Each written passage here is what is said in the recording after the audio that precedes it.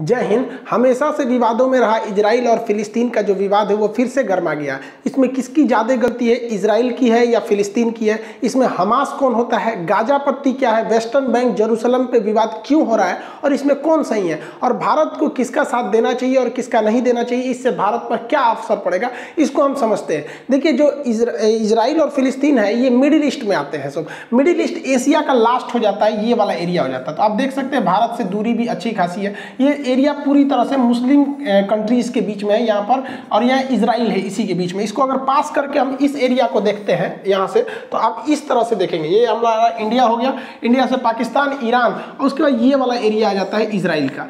Israel इसी में है आपका फिलिस्तीन। हालांकि पहले ये फिलिस्तीन था, उसको उसके ऊपर इजराइल को बसाया गया। तो स्टार्टिंग से वहाँ पर जो कंट्री थी वो फिलिस्तीन थी। हालांकि वहाँ पहले से भी यहूदी लोग रहते थे, बट एक देश का कंसेप्ट उनके पास नहीं था। वो वहाँ रहते थे, बहुत कम संख्या में रहते थे।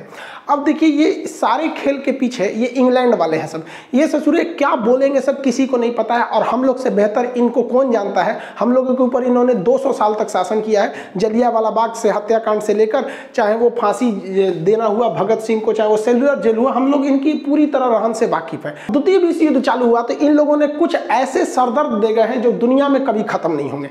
मिडिल ईस्ट में क्या किया इन लोग ने, जहां पहले फिलिस्तीन था, फिलिस्तीन को बांट दिया। कहा कि भैया इजराइल भी रहेगा और फिलिस्तीन भी रहेगा। दो देश यहाँ बना दिया, इजराइल और फिलिस्तीन। कहाँ बैठे बैठे इन लोगों ने, लंदन में बैठ गए। कोई चीज़ अच्छी आ रही है, तोरे बारे में बोल रहे हैं, सुनो ध्यान से। ये दो भाग में यहाँ बांट दिया, और हमेशा से ये लड़ाई होती है। और ये लड़ाई किस तरह से, आप अपने पे समझिए। हमारा अखंड भारत देश था, 1900 इनको बांटा 1948 में यहाँ पर, और हम लोग को ठीक 1 साल पहले बांटे थे, 1947 में। भारत इंडिया था और ये पाकिस्तान। तो इंडिया पाकिस्तान का विभाजन कर दिया सब, और हम लोग के बगल में एक तो बवासीर छोड़ के चला गया सब 1947 में, और अभी ये बवासीर भगंदर हो गया है। आप खुद समझिए, क्या ये लड़ाई हम लोग के बीच की जो इंडिया पाकिस्तान का इंटेंशन है, इतना मतलब बॉर्डर डिस्प्यूट रहता है, खास करके कश्मीर इशू को, टेररिस्ट आतंकवाद को लेकर, कभी सॉल्व होने वाला लगता है? नहीं लगता है। ऐसे ही इन लोगों ने यहाँ किया।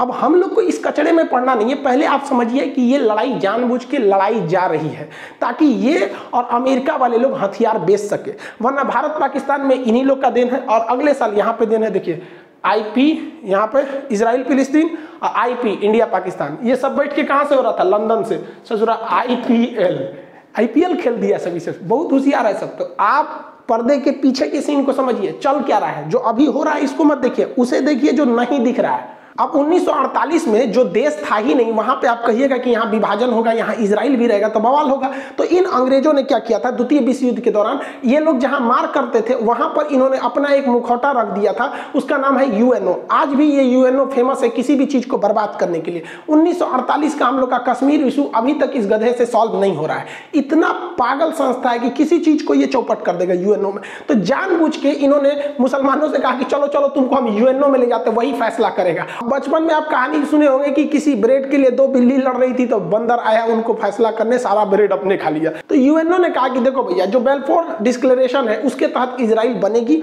और इसने एक मील आयोग को बना दिया, और इसने कहा कि देखो भैया इजराइल बन जाएगा। और इजराइल की स्थापना कर दिया 14 मई 1998 को। इस दिन इजराइल की स्थापना हो गई। जो फिलिस्तीन पूरा फिलिस्तीनियों का था, जो मतलब वहां मुस्लिम लोग रहते थे, उसको इन्होंने डिवाइड कर दिया 1948 में। और क्या कर दिया, 48% दिया फिलिस्तीन को, 48% फिलिस्तीन को दिया, 44% इजराइल को दिया। यहाँ पर देखिए, जबकि इजराइल का यहाँ पे उस समय तक नहीं था यहाँ पे। उसके बाद क्या किया, जेरूसलम जो राजधानी थी उसको कहा कि देखो, ना ये फिलिस्तीन की राजधानी रहेगी, ना ये इजराइल की राजधानी रहेगी, ये UNO के कंट्रोल में रहेगा। 8% का एरिया UNO के कंट्रोल में। जैसे ये बात हुआ, अरब देशों ने कहा कि हम ये होने नहीं देंगे, फिलिस्तीन ने कहा कि ऐसा कभी नहीं हो सकता है, मार होगा। ससुरा स्टार्टिंग स्थापना हुआ, युद्ध चालू हो गया। वो तो भारत भी झेल चुका है। 1947 में आज़ाद हुए, मार हो गया। पहली लड़ाई 1947-48 की थी हम लोग की, वही इसके साथ हुआ।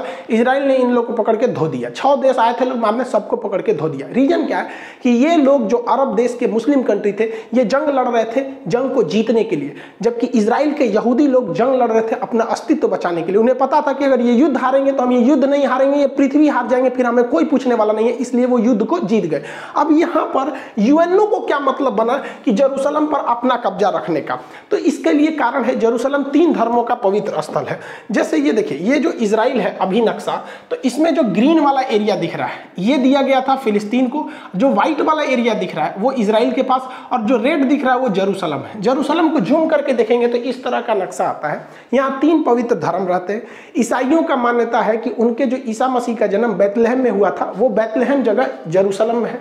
यहूदी जो अभी वर्तमान में इजराइल में रहते हैं उनका कहना है कि उनके सारे लोग यहीं से सुने, उनका मूल स्थान यही है। और मुसलमानों की तीसरी सबसे पवित्र स्थल अल अक्सा मस्जिद यही है। यानी ये 3 धर्मों का पवित्र स्थल है जेरूशलम, इसे होली लैंड कहते हैं। बात समझिए, यहाँ जो लड़ाई है वो मेन लड़ाई है हमारी जमीन की तुम्हारी जमीन। तो पहले तो यहाँ 100% फिलिस्तीन था। ये जो ग्रीन वाला एरिया देख रहे हैं 48 से पहले, 1948 से पहले ये 100% फिलिस्तीन था। बाद में आप देखेंगे 1948 में यूएनओ ने इसका पार्टीशन किया, तो अब देखिए ये ग्रीन वाला फिलिस्तीन ऐसा रह गया। और जानबूझ के यूएनओ ने एक ऐसा ड्रामा रचा कि आगे जाके लड़ाई होगी। देखिए आधा फिलिस्तीन यहाँ दिया है, थोड़ा सा यहाँ दे दिया है, बीच में पतला रास्ता दिया है, थोड़ा सा यहाँ दिया है, बीच में पतला रास्ता दिया। इन लोग का पहले से प्लान था। ऐसे ही इन लोगों ने पाकिस्तान को बांटा था, एक और इधर पाकिस्तान, एक और इधर पाकिस्तान, जिसको आगे चल के हम लोगों ने बांग्लादेश में तोड़ दिया। यही काम किया इजराइल ने। जानबूझ के इजराइल को कहा गया था कि भैया तुम आगे जाके तोड़ोगे तो ये छितरा जाएगा, उधर वो छितरा जाएगा। फिर अगले साल इजराइल ने ऊपर वाला घोट लिया। देखिए इजराइल खत्म, अब फिलिस्तीन यहाँ बच गया, यहाँ बच गया। उसके बाद धीरे धीरे देखिए इसमें भी धीरे धीरे कब्जा करना इजराइल चालू कर दिया। तो इजराइल ले दे के 12% फिलिस्तीन बचा है।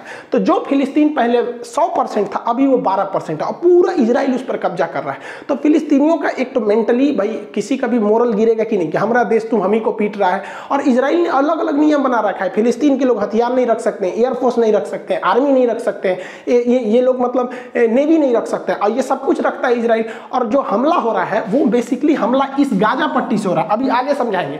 वो भी हमला हो रहा है और वो हमास कर रही है, आर्मी नहीं कर रही है। हमास वहां के हिसाब से एक आतंकवादी संगठन है, इजराइल के हिसाब से वो हमला कर रही है, न कि फिलिस्तीन की आर्मी। फिलिस्तीन वालों के पास पत्थर रहता है मारने के लिए, और हमास जो है आतंकवादी संगठन वो रॉकेट मारता है। ओवरऑल आप कंसेप्ट समझिए, इजराइल जानता है कि ये लोग कमजोर देश है, इन्हें उत्तेजना दिलाओ, और जैसे ये लड़ने के लिए आएंगे मारो, भयानक जमीन कब्जा लो। और ये लोग जरूर, ये लोग समझेंगे नहीं, ये लोग ताव में आ जाएंगे तुरंत।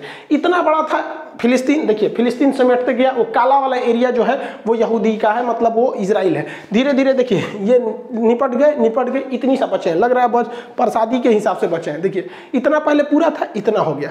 अब इजराइल का मेन कॉन्सेप्ट समझिए क्या है। इजराइल कहता है कि भाई फिलिस्तीन वालों को हम तोरा उकसाएंगे, कोचेंगे, और तू कोचा जाएगा, तू आएगा पत्थर मार दे, हम फोड़ देंगे, तुमको तबाही करेंगे।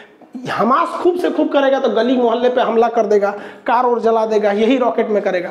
और उसके बाद से उसके पास एयरफोर्स है, वो आएगी, मारेगी, जमीन कब्जा करेगी। जब जब लड़ाई हुआ है तब तक हार फिलिस्तीनियों की हुई है और उत्तेजना होगी।